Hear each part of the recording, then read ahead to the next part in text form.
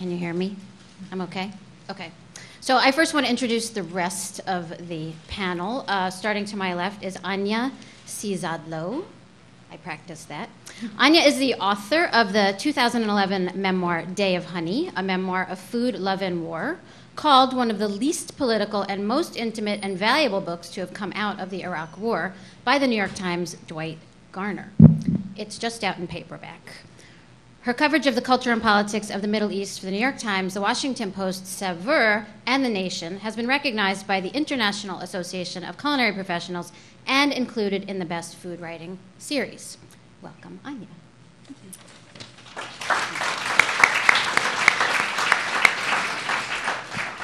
To the left of Annia is Amanda. Amanda Hesser is the co-founder of Food52.com and the author of the essential New York Times cookbook, for which she won a James Beard Award. A longtime staffer for the New York Times, Hesser has authored, edited, and contributed to many books, including Eat, Memory, and Cooking for Mr. Latte. She left the Times in 2011 to pursue Food 52. Welcome, Amanda Hesser.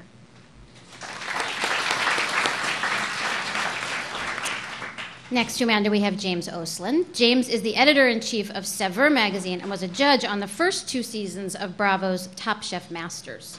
His 2006 book on the cuisines and culture of Southeast Asia, Cradle of Flavor, was recognized by the James Beard Awards and the International Association of Culinary Professionals, and he has lectured widely. He was also an editor at Sassy magazine. Really? I love Sassy. Me too. I love that. Saveur, sassy. And next to James is Reverend Devaney Jackson. Reverend Devaney is co-founded the Brooklyn Rescue Mission in 2002 with her husband, Reverend Robert Jackson, to bring healthy food to the homeless and hungry of central Brooklyn. Finding fresh food rare in their donations box, the Jacksons began growing produce in an abandoned lot behind the mission. It is now a small urban farm supplying a small farmer's market and pantry for their emergency food providers. And the Reverends Jackson are known across the city for their partnerships with other urban farmers, health advocates, youth, and community groups. Welcome, Reverend Devaney.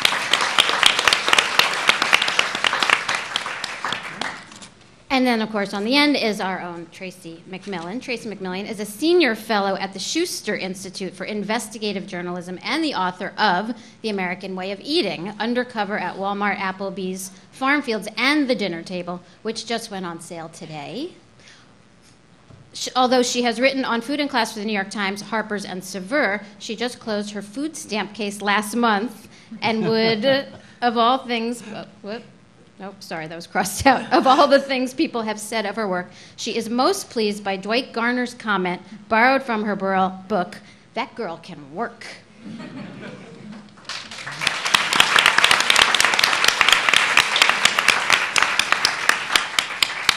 So before we start with questions, I thought we would just open it up to Tracy for a minute, just to give us a quick synopsis overview of the book, since it did just come out, so everybody may not have read it yet, and then we'll take it from there. Right, so thanks everyone for coming, and I'm really excited to have this discussion about the anti-foodie foodies, which was inspired by the reporting I did for The American Way of Eating, because increasingly when I was going around the country working as a farm worker in California, as a produce clerk at Walmart in Michigan, and cooking in Applebee's, I kept hearing from all the people that I worked with that food was important for them. And yet most of the discussion that I was hearing in my professional life suggested that it was only sort of very affluent people that cared about what they were eating. So that's sort of the inspiration behind this panel, and I'm just so delighted that all of these incredibly talented, smart, and dedicated people decided to share it with me. So I'm super psyched. Okay, great. So we'll start off by asking the panel a question, which is, why do we think that the food movement does get pigeonholed as elitist? I know that in my show, when I do Let's Get Real, I really try to speak to the middle, and I try to take away that Whole Foods lifestyle and take away that realm of the elite so that the access, the approach to real food is non-threatening to people. But why do we think that it gets pigeonholed as elitist? And more importantly, can you care about food without coming off as sounding elitist?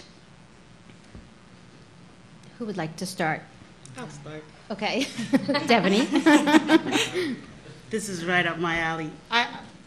We envisioned food at a level where some of the most poorest and at risk of hunger people would have an opportunity to eat a level of food that is such quality that as if they were royalty.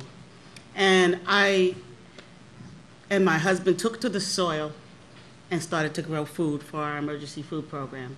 And the amazing thing about it is, although many people walk past us laughing, what are they doing out there in the dirt? Because this is before it was such a popular movement. We began to grow and deliver fresh produce to people who they either hadn't had real food in a very long time, so they grew up with this food, or they were young and they never tasted vegetables that didn't taste like plastic. So it was such a wide range of emotions. Plus, we had a whole other group of people who couldn't even identify food. So that was another category.